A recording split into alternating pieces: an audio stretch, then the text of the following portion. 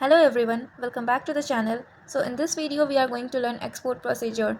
In the last video we have already learned about import procedure under custom duty, and export procedure is also one of the important topics under your unit 4 custom duty.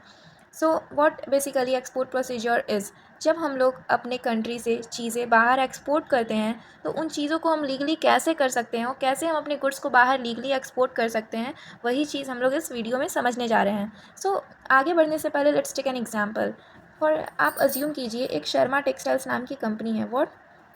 Sharma textiles नाम की company है जो कि 200 shirts manufacture करती हैं. 200 shirts manufacture करके और फिर ये क्या करती हैं, ये एक्सपोर्ट करती हैं. कहाँ एक्सपोर्ट करती हैं? यूएसए में एक्सपोर्ट करती हैं. ये हमारा एग्जाम्पल हो गया. अब now let's come to export procedure. First step in export procedure is filing of shipping bill. What? Filing of shipping bill, और you can say bill of export. Bill of export. Basically shipping bill या bill of export होता क्या है? ये एक तरीके का permission slip होता है जो कि कस्टम्स को ये बताता है कि आप किस किस तरीके के गुड्स एक्सपोर्ट कर रहे हो, किस क्वांटिटी में एक्सपोर्ट कर रहे हो और किस कंट्री में एक्सपोर्ट कर रहे हो. आप अगर यहीं पे देखोगे इस एग्जांपल में, तो आप कौन से गुड्स एक्सपोर्ट कर रहे थे? आप शर्ट्स एक्सपोर्ट कर रहे थे. कितने क्वांटिटी में कर रहे थे? 200 क्वांटिटी. कहाँ एक्सपोर्ट कर रहे थे? यूएसए में एक्सपोर्ट कर रहे थे. तो यही सारी चीज़ें जो है, यही सारी इन्फॉर्मेशन जो है वो शिपिंग बिल या बिल ऑफ एक्सपोर्ट में लिखी हुई रहती है जो कि आप कस्टम्स को देते हो. अब शिपिंग बिल और बिल ऑफ एक्सपोर्ट में क्या डिफरेंस है? If export is by vessel और by air then shipping bill is generated, and if export is by vehicle then bill of export is presented. अगर हम लोग बाय वेसल और by air goods को export कर रहे हैं तो शिपिंग बिल हम लोग प्रेजेंट करेंगे, एंड अगर बाय लैंड कर रहे हैं तो हम लोग क्या प्रेजेंट करेंगे? बिल ऑफ एक्सपोर्ट प्रेजेंट करेंगे. और ये सारी चीज़ें क्या होंगी? इलेक्ट्रॉनिकली होंगी, इलेक्ट्रिक फॉर्म में होंगी. कुछ भी ऑफलाइन नहीं होगा, इलेक्ट्रॉनिकली प्रेजेंट होंगी ये bills.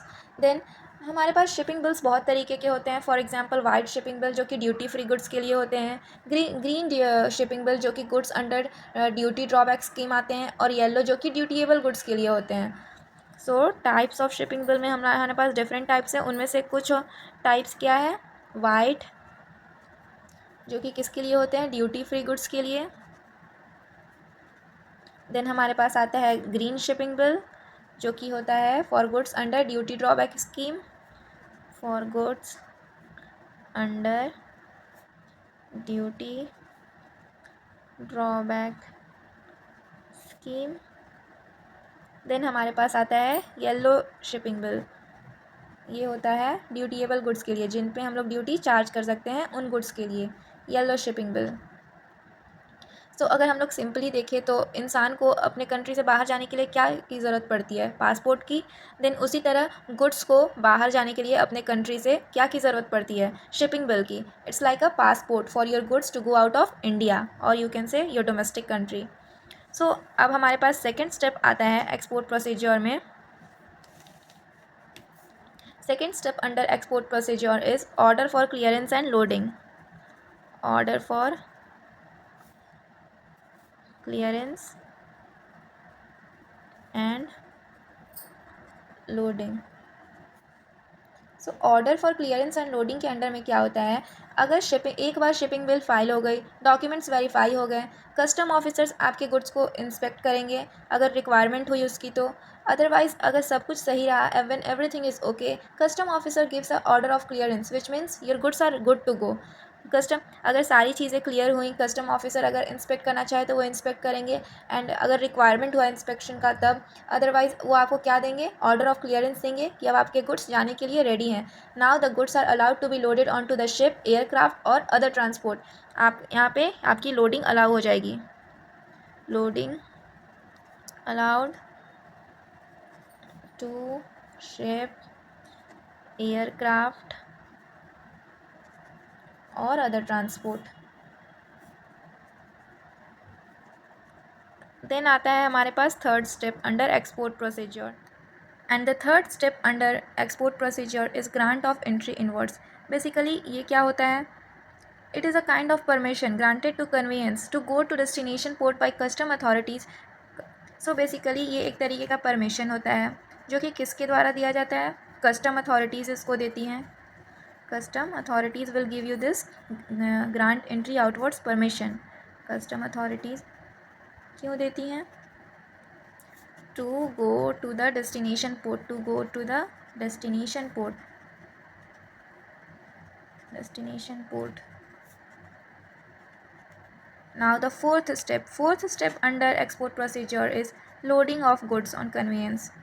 Loading of goods on conveyance for export. Conveyance for export. After clearance and entry outwards, the goods are physically loaded onto the ship, plane और ट्रक। सो इस स्टेप में फाइनली क्या होगा, goods जो होंगे वो फिजिकली लोड किए जाएंगे। कहाँ लोड किए जाएंगे? शिप, प्लेन और ट्रक। अगर आप बाई वेसल जा रहे हो तो शिप, बाई एयर जा रहे हो तो प्लेन और बाई लैंड जा रहे हो तो ट्रक। इन सारी जगहों पे आपके फाइनली गुड्स का फिजिकली लोडिंग होगा। This is the actual movement of goods out of the country. यहाँ पे क्या होगा कि गुड्स जो हैं वो एक्चुअली कंट्री से बाहर जा रहे होंगे। किस स्टेप के अंडर में? Loading of goods on convenience के अंडर में। Now the fifth step under export procedure is delivery of export report. Delivery of export report. So basically यहाँ पे क्या होता है कि person in charge of convenience will deliver export manifest. Person in charge of convenience जो है वो export manifest अगर इन केस ऑफ वेसल और एयरक्राफ्ट, और export report in case of vehicle देंगे, जिसमें क्या रहेंगे? Details of goods to be exported, कौन से गुड्स एक्सपोर्ट किए जा रहे हैं। सो बेसिकली यहाँ पे पर्सन इन चार्ज जो है, person in charge will deliver the export manifest. क्या करेंगे? एक्सपोर्ट मैनिफेस्ट देंगे। In case of what? In case if the goods are exporting through air और by vessel, और अगर by land goods एक्सपोर्ट हो रहे होंगे तो उस केस में क्या मिलेगा? डिलीवर होगा export report. Export report land से हो रही। और इस एक्सपोर्ट मैनिफेस्ट या एक्सपोर्ट रिपोर्ट, इसमें क्या मेंशन रहता है? इसमें मेंशन रहता है information like what goods are loaded, how much quantity, to which country, name of the exporter. ये एक लीगल डॉक्यूमेंट होता है और मस्ट फॉर होता है रिकॉर्ड कीपिंग के लिए ये एक इंपॉर्टेंट डॉक्यूमेंट होता है। कौन? एक्सपोर्ट मैनिफेस्ट या एक्सपोर्ट रिपोर्ट, और एक ये लीगल डॉक्यूमेंट होता है। So let's come to the sixth step under export procedure. सो इस स्टेप में क्या होता है कि आपके सारे डॉक्यूमेंट्स को रिव्यू करने के बाद, आपके EGM ये सब को, एक्सपोर्ट मैनिफेस्ट, एक्सपोर्ट रिपोर्ट, ये सारी चीज़ों को रिव्यू करने के बाद कस्टम जो है वो फाइनली एक रिटन ऑर्डर देता है, जिसको बोला जाता है लेट एक्सपोर्ट ऑर्डर। कस्टम क्या देगा यहाँ पे? एक रिटन ऑर्डर देगा for exporting your goods which is known as what? Let export order.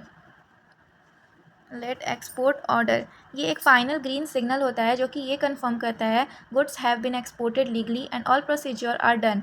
क्या होता है? ये एक फाइनल ग्रीन सिग्नल होता है।